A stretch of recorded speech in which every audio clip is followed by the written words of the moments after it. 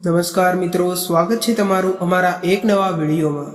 મિત્રો, આપણે આજના વિડીયોમાં ખૂબ જ સરસ મજાની વાત કરવાના છીએ। તો જે લોકો કૃષ્ણ ભગવાનને માનતા હોય તેઓ સૌપ્રથમ તો કોમેન્ટ બોક્સમાં જય શ્રી કૃષ્ણ જરૂરથી લખી દો। આપણે ઘણીવાર થોડું વધારે રાંધીએ છીએ અને પછી થોડો રાંધેલો ખોરાક બાકી રહી જાય છે અને તેમાંથી શાક અથવા તો ગ્રેવી ઘણીવાર પૂરી થઈ જાય અને 12 રોટલીઓ બાકી રહી જાય છે।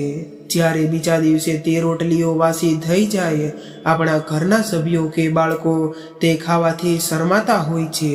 જો તમારા ઘરમાં પણ આવું થતું હોય તો આ માહિતી તમારે જરૂર સાંભળવી જોઈએ અને આવનારા સમયમાં આ ભૂલ તમે કોઈ દિવસ ન કરવી જોઈએ। જો તમે પણ આવી રોટલીઓ ખાશો તો તમે પણ અમીર બનતા કોઈ રોકી નહીં શકે। અને મિત્રો, આ સાથે અમે તમને કેટલીક એવી ભૂલો છે કે જે રસોઈ ઘરમાં મહિલાઓ કરતી હોય છે, જેના કારણે તેની અસર વાસ્તુ દોષ અથવા તો ધન નાશ કરવાના યોગ બનાવી શકે છે। જો મહિલાઓ આ વિડીયોમાં દર્શાવ્યા પ્રમાણે ભૂલો કરે છે તો આજે જ તેવી ભૂલો બંધ કરી દેજો। ચાલો એવી કેટલીક ભૂલો વિશે જણાવતા પહેલા જે લોકો અમારી ચેનલ પર પહેલીવાર આવ્યા હોય તેઓ ચેનલને સબસ્ક્રાઇબ જરૂરથી કરી લેજો। જો માતા લક્ષ્મી અથવા શ્રી કૃષ્ણ ભગવાનને માનતા હોય તો કોમેન્ટ બોક્સમાં જય માતા લક્ષ્મી, જય શ્રી કૃષ્ણ જરૂરથી લખજો અને જો વિડીયો પસંદ આવે તો વિડીયોને લાઈક અને શેર કરજો। મિત્રો, તો ચાલો ગુરુજી દ્વારા આપણે જાણી લઈએ કે કેવી એટલીક ભૂલો વિશે જે રસોડામાં ન કરવી જોઈએ। તો ગુરુજી કહે છે કે આ એવી કેટલીક ભૂલો છે જેને કારણે માતા અન્નપૂર્ણા નારાજ થઈ જાય છે અને તમારા ઘરમાંથી નીકળી જાય છે। આવું કરવાથી તમારા ઘરમાંથી અન્નની અછત સર્જાય છે, આખું ઘર અને કુટુંબ બરબાદ થઈ જાય છે અને ગુરુજી કહે છે કે તેઓએ ગરીબીનો સામનો કરવો પડે છે। આનું પરિણામ આખા પરિવારને ભોગવવું પડે છે। તે શાસ્ત્રોમાં સ્પષ્ટપણે જણાવ્યું છે કે જે ઘરમાં માતા અન્નપૂર્ણાનો વાસ હોય છે ત્યાં માતા લક્ષ્મીની સાથે તમામ દેવી દેવતાઓનો વાસ હોય છે। આવું કરનારનું ઘર અનાજ અને ધનથી ભરેલું રહે છે। મિત્રો, જો કોઈ વ્યક્તિ જીવનમાં સફળતા પ્રાપ્ત કરવા માંગતા હોય તો તેનું સ્વાસ્થ્ય સારું હોવું જોઈએ અને તેનું શરીર સ્વસ્થ હોય તો તે જરૂરથી સફળ થઈ જશે। જો કોઈ વ્યક્તિ સ્વસ્થ હોય તો તે હંમેશા પોતાનું લક્ષ્ય પ્રાપ્ત કરી શકે છે। આવા સંજોગોમાં શાસ્ત્રો અનુસાર જો તમારું રસોડું સારું છે અને તેમાં આ ભૂલો નથી થતી તો માતા અન્નપૂર્ણા તમારાથી પ્રસન્ન છે અને તમને ધનવાન બનાવે છે। તો ચાલો જાણીએ કે કઈ એવી ભૂલો છે। પરંતુ પહેલા મિત્રો, જે લોકો અમારી ચેનલ પર પહેલીવાર આવ્યા હોય તેઓ ચેનલને સબસ્ક્રાઇબ કરી લેજો। તો મિત્રો, નંબર 1 વિશે વાત કરીએ તો ઘણી બધી સ્ત્રીઓ આવી હોય છે જે રસોઈ બનાવતા પહેલા નહાતી નથી, હાથ સાફ નથી કરતી, રસોડામાં રસોઈ બનાવતી વખતે તેના વાળ કે મોંને આમ તેમ કરીને અડે છે અને પછી હાથ સાફ કર્યા વગર ખોરાક રાંધે છે। તો એવું કરવાથી એક તો ઘર પરિવારમાં બીમારીઓ ફેલાય છે અને બીજી વાત કરીએ તો તે ખોરાક દૂષિત બને છે। માતા અન્નપૂર્ણાજી ક્રોધિત થાય છે, ઘરોમાં ગરીબીનો વાસ થાય છે। આવા ઘરોમાં રહેતા લોકો સફળતા પ્રાપ્ત નથી કરી શકતા અને રાહુ કેતુની પણ ખરાબ અસર થાય છે। તેથી જ આવી ભૂલો ક્યારેય ન કરવી જોઈએ। હંમેશા સ્વસ્થ હાથે જ ભોજન રાંધવું જોઈએ। આવું કરવાથી માતા અન્નપૂર્ણા ખૂબ જ પ્રસન્ન થાય છે અને માતા અન્નપૂર્ણા પ્રસન્ન થશે તો આખા પરિવાર પર સદૈવ દેવી દેવતાઓની કૃપા બની રહેશે।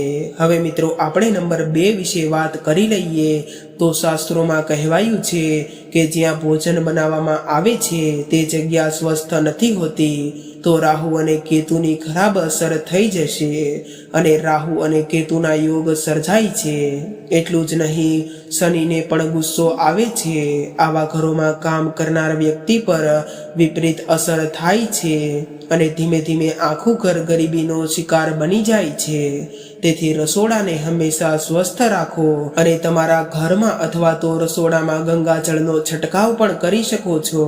આનાથી ઘરમાં જે તણાવ અને ઝઘડાઓ હોય છે તે પણ દૂર થતા જાય છે। અને મિત્રો, આપણે નંબર 3 વિશે વાત કરી લઈએ તો તે છે ચાકુને ક્યાં રાખવા અને ક્યાં ન રાખવા જોઈએ. તો આવામાં તમારે તમારા રસોડામાં 1 અથવા તો 2 છરી અથવા તો ચાકુ રાખી શકો છો.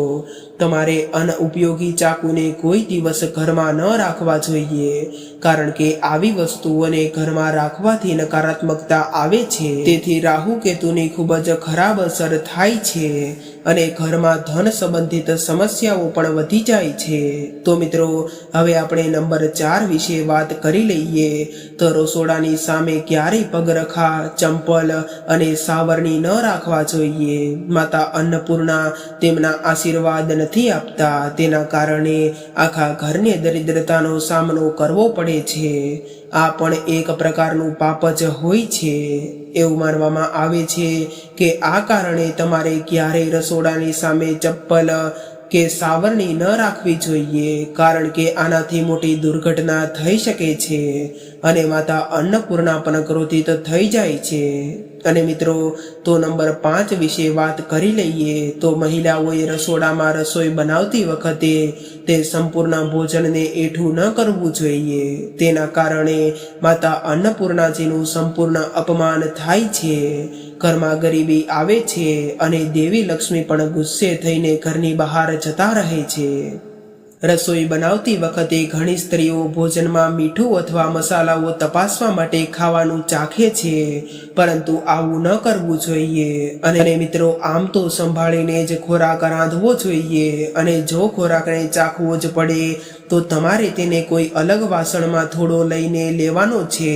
ત્યારબાદ તમે તેને ઘરની મહિલાઓ અથવા તો ખાસ કરીને નાની છોકરીઓને ચખાડવી શકો છો. આવું કરવાથી તેને એઠો ખોરાક પણ નથી કહેવાતો. અને મિત્રો, હવે જો આપણે નંબર 6 ની વાત કરીએ, તો જો વાળ તમારા ખોરાકમાં વારંવાર આવે છે તો તેને ભૂલથી પણ સામાન્ય ન સમજતા. એવું માનવામાં આવે છે કે ખોરાકમાં વારંવાર જો વાળ દેખાતા હોય અથવા તો ખોરાકમાં વાળ આવતા હોય તો તે રાહુ કેતુની ખરાબ અસર કરે છે. આવા ઘરમાં સ્વાસ્થ્ય સંબંધિત સમસ્યાઓ વધી જાય છે. અને મિત્રો, રાંધવાવાળા વ્યક્તિએ હંમેશા એ વાતનું ધ્યાન પણ રાખવું જોઈએ કે હંમેશા રાંધતી વખતે વાળને થોડી વારે સ્પર્શ ન કરવા જોઈએ અને વાળને બાંધીને જ રાખવા જોઈએ. અને ખોરાકમાં વાળ ન પડે તેનું પણ ધ્યાન રાખવું જોઈએ, નહીતર ઘર અને પરિવારને ગંભીર રોગોનો સામનો કરવો પડી શકે છે. ભૂલથી પણ આવું ન કરતા મિત્રો. રસોઈ બનાવતી વખતે હંમેશા વાળ બાંધવા જોઈએ. તો મિત્રો, હવે વાસ્તુશાસ્ત્રમાં દર્શાવ્યા પ્રમાણે હું તમને એવી કેટલીક વસ્તુઓ કહેવા જઈ રહ્યો છું જે તમારે તમારા રસોઈ ઘરમાં બિલકુલ ન રાખવી જોઈએ, જેનાથી વાસ્તુ દોષનો ભંગ થાય છે અને આપણે આવું બિલકુલ પણ ન કરવું જોઈએ, જેને કારણે સમસ્યાઓ વધે છે. તો ચાલો એવી કેટલીક વસ્તુઓ વિશે જાણી લઈએ. હવે મિત્રો, આપણે નંબર 7 વિશે વાત કરી લઈએ. તો મિત્રો, રસોઈ ઘરમાં કેટલાય એવા લોકો અરીસો લગાવતા હોય છે, પરંતુ વાસ્તુશાસ્ત્રએ કહ્યું છે કે જો રસોઈ ઘરમાં અરીસો લગાવવામાં આવે તો અગ્નિદેવની કૃપા નથી મળતી અને વાસ્તુ દોષ પણ જોવા મળે છે. તેથી રસોડામાં અરીસાનો ઉપયોગ ન કરવો જોઈએ. આ કારણ છે કે રસોડામાં અગ્નિનો સંકેત માનવામાં આવે છે. જો રસોડામાં અગ્નિનું પ્રતિબિંબ જોવા મળે તો તે ઘરમાં અશુભ માનવામાં આવે છે, જેના કારણે ઘરમાં પરસ્પર પરેશાનીઓ થાય છે અને અખિલેશ વધવા લાગે છે. આ સાથે ઘરની આર્થિક સ્થિતિ પણ ખરાબ થાય છે અને બગડવા લાગે છે. તો આ ભૂલ ન કરો. હવે મિત્રો, નંબર 8 વિશે વાત કરી લઈએ. તો ઘણી વખત મહિલાઓ રસોડામાં રોટલી બનાવ્યા પછી બચેલો લોટ ફ્રીજમાં મૂકી દે છે અને સવારે ફરીથી તે રોટલી બનાવવામાં ઉપયોગ કરે છે. તો આ વિશે પણ ગુરુજીએ કહેવામાં આવ્યું છે કે વાસ્તુ અનુસાર આ યોગ્ય નથી. રસોડામાં મિશ્રિત લોટ રાખવાથી શનિ અને રાહુની નકારાત્મક અસર થવા લાગે છે. તેના કારણે અનેક પ્રકારની સમસ્યાઓ થવા લાગે છે. હવે મિત્રો, નંબર 9 વિશે વાત કરી લઈએ. તો તમારા રસોઈ ઘરમાં તૂટેલા વાસણનો ઉપયોગ કરવામાં આવે છે તો તે તૂટેલા વાસણોને કોઈ દિવસ ન રાખતા. રસોડામાં કેટલાય એવા વાસણોનો ઘણીવાર ઉપયોગ કર્યા પછી તૂટી જાય છે, પરંતુ ઘણી વખત આપણે અમુક અંશે તૂટેલા વાસણોનો ઉપયોગ કરતા હોઈએ છીએ. વાસ્તુ અનુસાર આ સારું નથી. એવું માનવામાં આવે છે કે રસોડામાં ક્યારેય પણ તૂટેલી વસ્તુઓનો ઉપયોગ ન કરવો જોઈએ, જેના કારણે પરિવારના સભ્યોમાં મતભેદ વધે છે. તો મિત્રો, હવે આપણે આપણા એક પ્રશ્ન વિશે જાણ કરી લઈએ કે વાસી રોટલીને શું ખાવી જોઈએ કે ન ખાવી જોઈએ, અને જો તમે ખાવ તો શુભ માનવામાં આવે છે કે અશુભ. મિત્રો, ગુરુજી કહે છે કે જ્યારે પણ ભોજન વાસી થાય છે ત્યારે આપણે તેને ફેંકી દઈએ છીએ. તમને જણાવી દઈએ કે કદાચ તમે ક્યારેય વિચાર્યું પણ નહીં હોય કે વાસી ભોજન પણ તમારા માટે સારું હોઈ શકે છે. આવી સ્થિતિમાં વાસી રોટલી તમારા સ્વાસ્થ્ય અને નસીબ પર શું અસર કરે છે તે તમને જાણીને પણ ચોંકી જશો કે વાસી રોટલી પાચન તંત્ર માટે સારી છે. વાસી રોટલી સકારાત્મક રીતે કામ કરે છે. વાસી રોટલી પાચન તંત્રને સુધારે છે. વાસી રોટલીમાં ભરપૂર માત્રામાં ફાઈબર જોવા મળે છે. ખોરાકમાં ફાઈબરની માત્રા જેમ જેમ વધુ હોય છે તેમ આપણી પાચન ક્રિયામાં મદદ કરે છે. વાસી રોટલી પેટ ફૂલવાની અથવા તો કબજિયાતની સમસ્યાઓ હોય છે તે પણ દૂર કરી નાખે છે, અને તમે આવા રોગોથી પણ રાહત મેળવી શકો છો. તેથી જ મિત્રો, વાસી રોટલી તમારા માટે વરદાન છે. તેનો અવશ્ય ઉપયોગ કરો. શાસ્ત્રોનું માનીએ તો ખોરાક તાજો જ ખાવો જોઈએ, પરંતુ જ્યાં સુધી ખોરાક ખાવા માટે યોગ્ય હોય અને ખરાબ ન થયો હોય તો તેને ક્યારેય ફેંકી ન દેવો જોઈએ, કારણ કે આ ખોરાકનું અપમાન છે. જે વાસી ખોરાકને ફેંકી નથી દેતા અને જો તેને સ્વીકારે છે અને તેનું સન્માન કરે છે તો માતા અન્નપૂર્ણા આવા વ્યક્તિથી હંમેશા ખુશ રહે છે. અને મિત્રો, આમાં પણ એ વાતનું ખાસ ધ્યાન રાખવું જોઈએ કે જ્યારે પણ આપણે વાસી રોટલી ખાઈએ છીએ તે વધારે પણ વાસી ન હોવી જોઈએ. આપણે એક દિવસ જૂની રોટલી ખાઈ શકીએ છીએ અને એમ પણ કરી શકો છો કે આ રોટલીને સૂંઘી અથવા તો તેને જોઈ શકો છો કે ફૂગ નથી આવી ગઈ ને, અથવા તો સફેદ ફૂગ નથી આવી ગયા ને. તો આવું ન હોય તો તમે તેને અવશ્ય ગ્રહણ કરી શકો છો, અને તે પાચન ક્રિયામાં પણ જરૂરથી મદદ કરશે. અને તમને કોઈ પણ પ્રકારના પેટને સંબંધિત રોગ હોય છે તે પણ ઓછા થાય છે.